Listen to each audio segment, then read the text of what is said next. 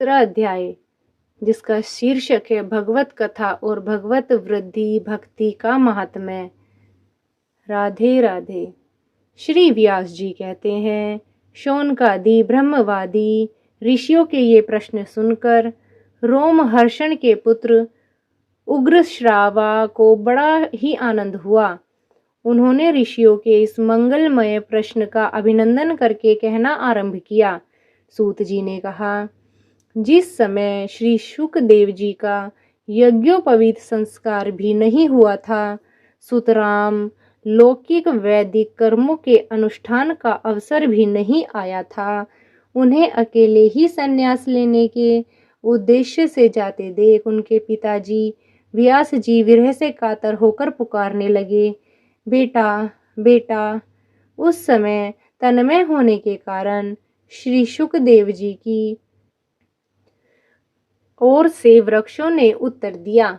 ऐसे सबके हृदय में विराजमान श्री शुकदेव जी मुनि को मैं नमस्कार करती हूँ। यह श्रीमद् भागवत अत्यंत गोपनीय रहस्यात्मक पुराण है।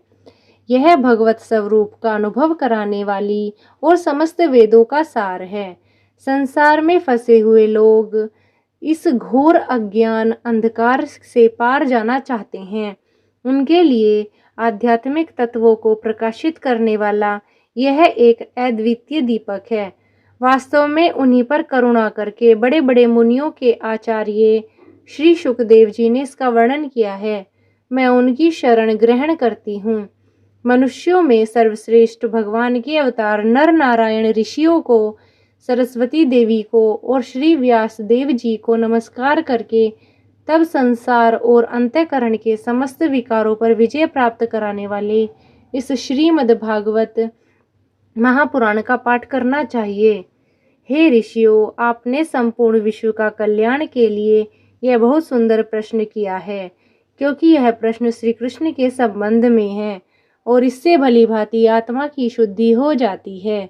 मनुष्यों के लिए सर्वश्रेष्ठ धर्म वही है जिससे भगवान श्री कृष्ण में भक्ति हो। भक्ति भी ऐसी हो जिसमें किसी प्रकार की कामना न हो और जो नित्य निरंतर बनी रहे। ऐसी भक्ति से हृदय आनंद स्वरूप परमात्मा की उपलब्धि करके कृतकृत्य हो जाता है। भगवान श्री कृष्ण में भक्ति होते ही अनन्य प्रेम से उनके चित्त को जोड़ते ही निष्काम ज्ञान और वैराग्य का आविर्भाव हो जाता है। धर्म का ठीक ठीक अनुष्ठान करने पर भी यदि मनुष्य के हृदय में भगवान की लीला कथाओं के प्रति अनुराग का उदय न हो तो वह निराश्रम ही श्रम है। धर्म का फल है मोक्ष। उसकी सार्थकता अर्थ प्राप्ति में नहीं, अर्थ केवल धर्म के लिए है। भोग विलास उसका फल नहीं माना गया है। भोग विलास का फल इंद्रियों को तृप्त करना नहीं है, उसका प्रयोजन है केवल जीवन निर्वाह। जीवन का फल भी तत्व जिज्ञासा है। बहुत कर्म करके स्वर्ग आदि प्राप्त करना उसका फल नहीं है।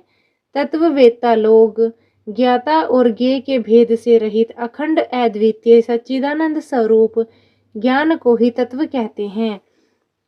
उसी को कोई ब्रह्मा, कोई परमात्मा और कोई भगवान के नाम से पुकारते हैं। श्रद्धालु मुनिजन भागवत श्रवण से प्राप्त ज्ञान वैराग्य युक्त भक्ति से अपने हृदय में उस परम तत्व रूप परमात्मा का अनुभव करते हैं। शौनकादि ऋषियों, यही कारण है कि अपने अपने वर्ण तथा आश्रम के अनुसार मनुष्य जो धर्म का अनुष्ठान करते हैं उसकी पूर्ण सिद्धि इसी में है कि भगवान प्रसन्न हो। इसलिए एकाग्र मन से भक्त वत्सल भगवान का ही नित्य निरंतर श्रवण, कीर्तन, ध्यान और आराधन करना चाहिए। कर्मों की गांठ बड़ी कड़ी है। विचारवान पुरुष भगवान के चिंतन की तलवार से उस गांठ को काट डालते हैं। तब भला ऐसा कौन मनुष्य होगा जो भगवान की लीला कथा में प्रेम न करे।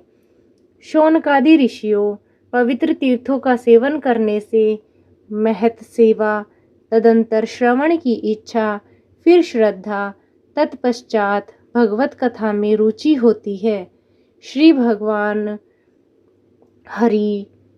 हरि भगवान श्री कृष्ण के यश का श्रवण और कीर्तन दोनों पवित्र कराने वाले हैं।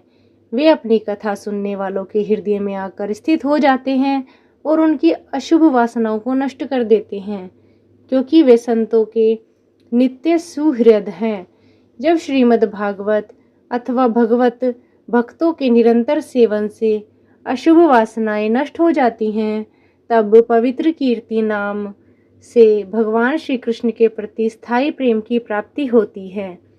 तब रजोगुण और तमोगुण के भाव, काम और लोभ आदि शांत हो जाते हैं और चित्त इनसे रहित होकर सत्व गुण में स्थित एवं निर्मल हो जाता है। इस प्रकार भगवान की प्रेममयी भक्ति से जब संसार की समस्त आसक्तियां मिट जाती हैं, हृदय आनंद से भर जाता है, तब भगवान के तत्व का अनुभव अपने आप में हो जाता है। हृदय में आत्मस्वरूप भगवान का साक्षात्कार होते ही हृदय की ग्रंथि टूट जाती है, सारे संदेह मिट जाते हैं और कर्म बंधन क्षीण हो जाते हैं। इसी से बुद्धिमान लोग नित्य निरंतर बड़े आनंद से भगवान श्री कृष्ण के प्रति प्रेम भक्ति करते हैं, जिससे आत्म प्रसाद की प्राप्ति होती है। प्रकृति के 3 गुण हैं, सत्व, रज और तम। इनको स्वीकार करके संसार की स्थिति, उत्पत्ति और प्रलय के लिए एक अद्वितीय परमात्मा ही विष्णु, ब्रह्मा और रुद्र हैं। ये 3 नाम ग्रहण करते हैं। फिर भी मनुष्यों का परम कल्याण तो सत्वगुण स्वीकार करने वाले श्री हरि से ही होता है। जैसे पृथ्वी के विकार, लकड़ी की अपेक्षा धुआं श्रेष्ठ है और उसमें भी श्रेष्ठ है अग्नि, क्योंकि वेद उक्त यज्ञ यागादि के द्वारा अग्नि सद्गति देने वाला है। वैसे ही तमोगुण से रजोगुण श्रेष्ठ है और रजोगुण से सत्वगुण श्रेष्ठ है, क्योंकि वह भगवान का दर्शन कराने वाला है।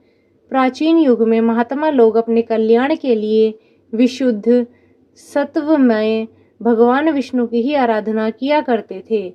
अब भी जो लोग उनका अनुसरण करते हैं, वे उन्हीं के समान कल्याण भाजन होते हैं।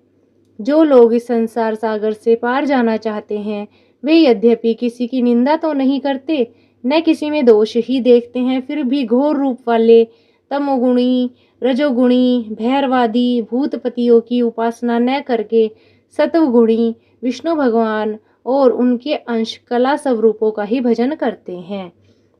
परंतु जिसका स्वभाव रजोगुणी या तमोगुणी होता है, वे धन, ऐश्वर्य और संतान की कामना से भूत, पितर और प्रजापतियों की उपासना करते हैं, क्योंकि इन लोगों का स्वभाव उन भूत आदि से मिलता जुलता ही होता है।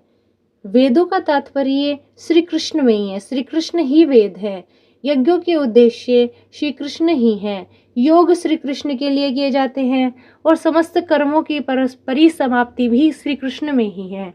ज्ञान से ब्रह्म स्वरूप श्री कृष्ण की ही प्राप्ति होती है।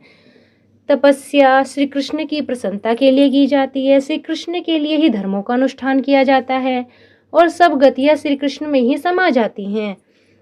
यद्यपि भगवान श्री कृष्ण प्रकृति और उसके गुणों से अतीत हैं, फिर भी अपनी गुणमयी माया से जो प्रपंच की दृष्टि से और तत्व की दृष्टि से नहीं है, उन्होंने ही सर्ग के आदि में इस संसार की रचना की थी। ये सत्व, रज और तम तीनों गुण उसी माया के विलास हैं। इनके भीतर रहकर भगवान इनसे युक्त सरीखे मालूम पड़ते हैं। वास्तव में तो वे परिपूर्ण विज्ञान आनंद घन है। अग्नि तो वस्तुतः एक ही है, परंतु जब वह अनेक प्रकार की लकड़ियों में प्रकट होती है, तब अनेक सी मालूम प्रतीत होती है। वैसे ही सबके आत्म रूप भगवान तो एक ही हैं, परंतु प्राणियों की अनेकता से अनेक जैसे जान पड़ते हैं।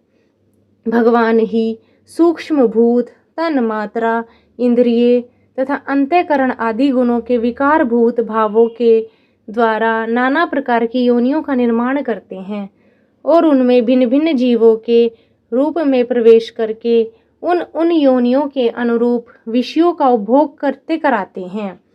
वे ही संपूर्ण लोकों की रचना करते हैं और देवता, पशु, पक्षी, मनुष्य आदि योनियों में लीला अवतार ग्रहण करके सत्व गुण के द्वारा जीवों का पालन पोषण करते हैं। राधे राधे। हरिओम तत्सत।